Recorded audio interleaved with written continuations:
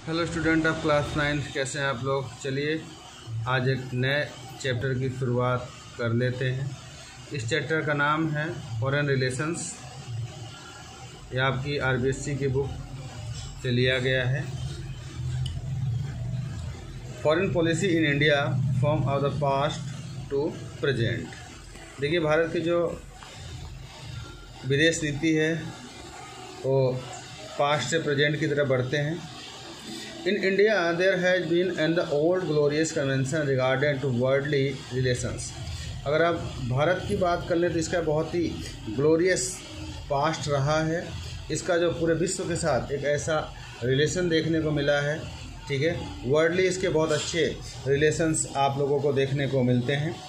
In ancient Indian culture we had denied the nature base of differences.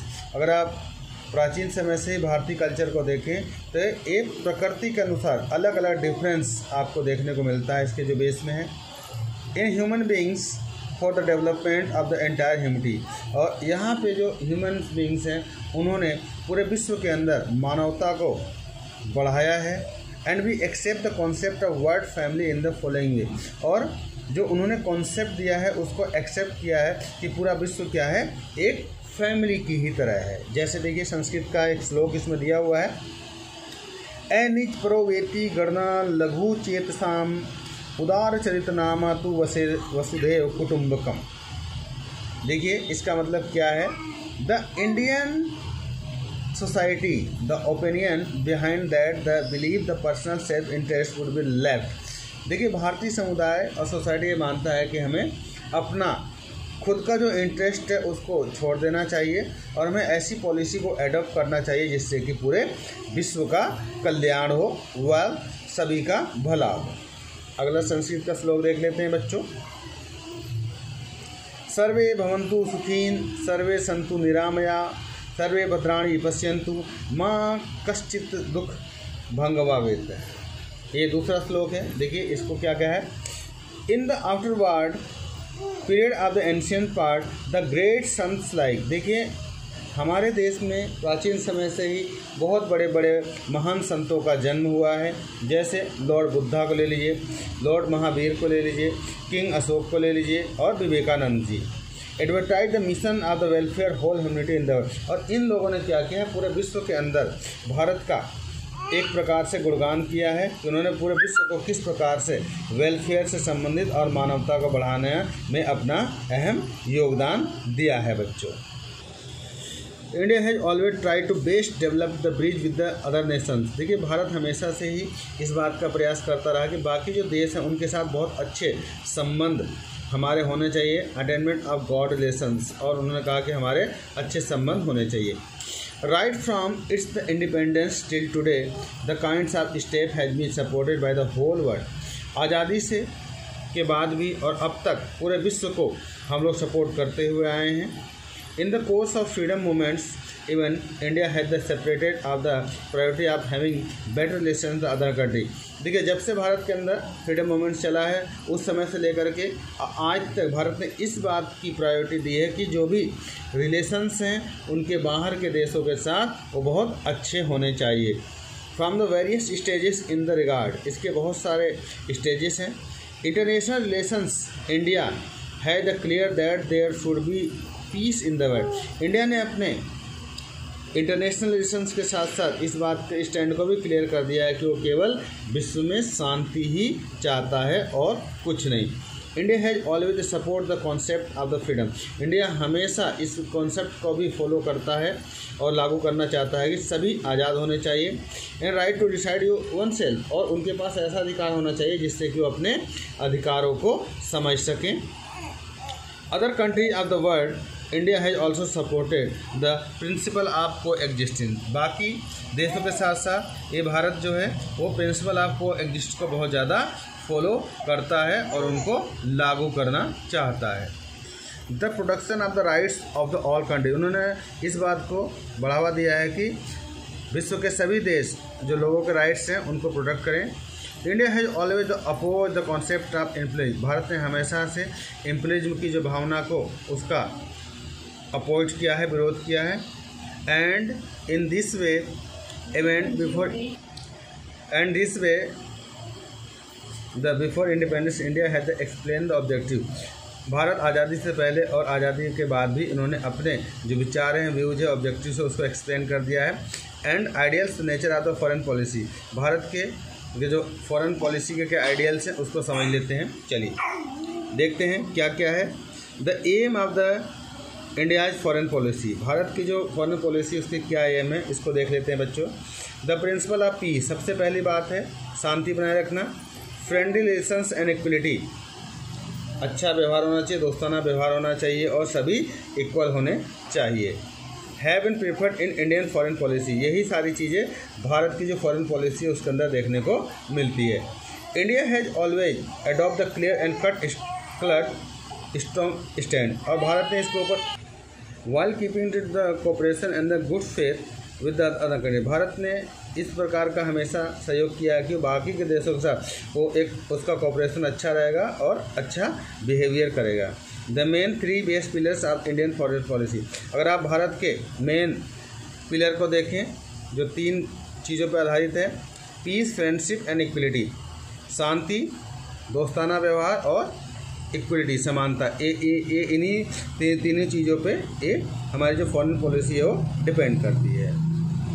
In the objective of the foreign policy the protection of national interest, देखिए हमारा जो objective है foreign policy का वो international interest को protect करना है। In the most important elements, ये भारत का सबसे ज़्यादा महत्वपूर्ण एलिमेंट्स माना गया है। India has always try to the adjust, India ने हमेशा ही एडजस्ट करने का प्रयास किया है।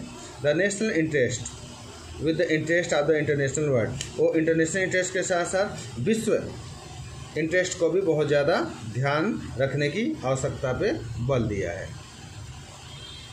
Our best ideal based on the humanity and the best value of life, देखिए हमारा जो आइडियल्स है वो ह्यूमनिटी पे बेस्ड है और वही हमारी लाइफ की वैल्यू है। Are becoming the main basis of the long existing foreign policy, और इसी पे हम लोग बहुत लंबे समय से कार्य कर रहे हैं। This kind of well cultured thoughts given the community to foreign policy, और इसी के ऊपर हमारे जो थॉट्स हैं, विचार है, कल्चर, इसके ऊपर बहुत ज़्यादा हमने ध्यान देने की आवश्यकता है और ध्यान दिया है हमारी कम्युनिटी ने। In the article 51 the Indian constitution, जो भारतीय संविधान है उसमें आर्टिकल 51 में under the subject of directive principle of state, ठीक है, जो भी स्टेट्स हैं उनके पास अपने डायरेक्टिव प्रिंसिपल्स होने चाहिए।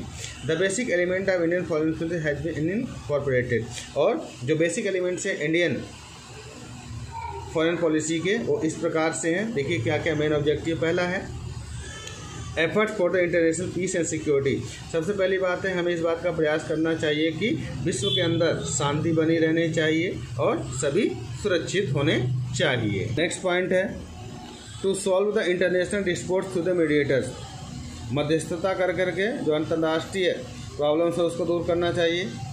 To develop cordial relation with the all countries, हमें एक अच्छा रिलेशंस सभी देशों के साथ बना कर रखना चाहिए, कार्डियल रिलेशन। अगला है ट्रस्ट इंटरनेशनल लॉ, जो अंतर्राष्ट्रीय कानून है उस पर हमें विश्वास करना चाहिए। To keep away from the military agreements and the group, हमें हमेशा मिलिट्री एग्रीमेंट से दूर रहना चाहिए और ग्रुपबाजी हमें नहीं करना चाहिए।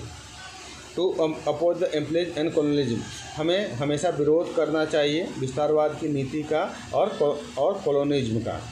नेक्स्ट है to oppose the discrimination and the helping the nations, हमें हमेशा विरोध करना चाहिए भेदभाव का अगर अपने नेशन के अंदर हो रहा है।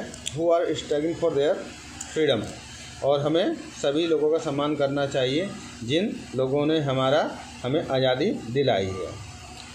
Facilitating trade industry and financial relations transfer technology between the country, हमें क्या करना चाहिए, जो भी हमारे पास ट्रेड है, फैसिलिटी है, टेक्नोलॉजी है, उन्हें हमें विश्व के अलग अलग देशों के साथ हमें उनका कंट्रीब्यूशन करना चाहिए। ओके, टेक्नोलॉजी को बांटना चाहिए। To help in the solving the problems, हमें समस्याओं को सॉल्व करने में हेल्प करनी चाहिए। And challenges before the present international, और जो भी इंटरनेशनल कम्युनिटी के अंदर चैलेंजेस आता है उनको हमें सॉल्व करना चाहिए। In South Asia making the opposition of India, South Asia के अंदर इंडिया की पोजीशन बहुत अच्छी है। On the basis of friendly relations and the mutual cooperation, क्योंकि इंडिया का जो व्यवहार है बहुत ज़्यादा फ्रेंडली है और वो हमेशा म्यूचुअल कोऑपरेशन करने को तैयार रहता है। चलिए आगे बढ़ते हैं। Chief characteristics of foreign policy, हमारी जो फॉरेन पॉलिसी है उसकी चीफ जो मेन बातें हैं, कैरेक्टरिस्टिक्स वो क्या है। नंबर 1 है पॉलिसी ऑफ नॉन अलाइनमेंट। सबसे पहले बात कर देते हैं हम लोग जो हमारी पॉलिसी ऑफ नॉन अलाइनमेंट्स है उसके बारे में। Due to the comparing circumstances, अगर आप कुछ ऐसे सर्कमस्टेंसेस को देखें, the world was divided into the 2 group, जो पूरा विश्व है वो 2 पार्ट्स में डिवाइड है। 1 group was in the leadership of capitalist America, एक ग्रुप का जो लीडर है वो कैपिटलिस्ट अमेरिका है। And the other group was the influence of communist Soviet रूस, और दूसरी ग्रुप का जो हेड है वो सोवियत रूस है। India decide to have the distance to keep away from the both group, Bharat ने डिसाइड किया है कि वो दोनों ही ग्रुप से क्या करेगा, समान दूरी बना के रखेगा।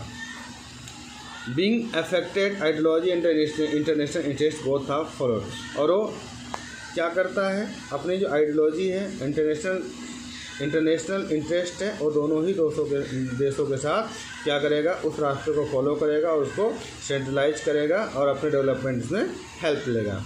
This policy was called as policy of non alignment, और इस तरह की जो पॉलिसी होती है उसको हम लोग नॉन अलाइनमेंट की पॉलिसी कहते हैं। In due to the course of time of policy centralise, देखिए, और इसके जो प्रिंसिपल्स हैं, कोर्स हैं, उसको हम लोग पॉलिसी को सेंट्रलाइज करते हैं।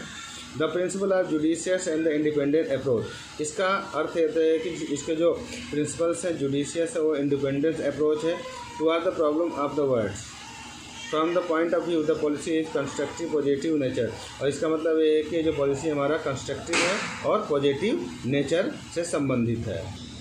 In the situation of non alignment any country में भी have the friendly have the balance relation, देखिए जब नॉन अलाइनमेंट की सिचुएशन आ जाती है तो कोई भी कंट्री हमारे लिए बिल्कुल ऐसा ही होता है, हम सभी देशों के साथ एक फ्रेंडली व्यवहार कर सकते हैं और अपने रिलेशन को बिल्कुल बैलेंस तरीके से रख सकते हैं दोनों ही नेशंस के और दोनों ही ग्रुप्स के साथ। And can achieve the objective of the economic development, और इस प्रकार से हम जो हमारा इकोनॉमिक डेवलपमेंट का गुण है उसको हम लोग अचीव कर सकते हैं। Non alignment in the disgrace to keep any military treaty, non alignment इस बात पर भी बिलीव करता है कि हमें किसी भी प्रकार का कोई भी मिलिट्री ट्रीटी या संधि नहीं करनी चाहिए। This non alignment movement open the new way of development, और इस प्रकार से आप देखेंगे बच्चों, ये जो नॉन अलाइनमेंट की पॉलिसी है वो एक नए रास्ते को देती है, नए रास्ते को जन्म लेकर के आती है। Which could be get the freedom in the short time, एक कुछ समय के लिए लोगों को आज़ादी भी प्राप्त करती है।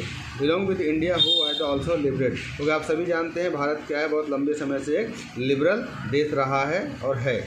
The slavery of British rule, Bharat बहुत लंबे समय से आपको पता है गुलाम रहा है।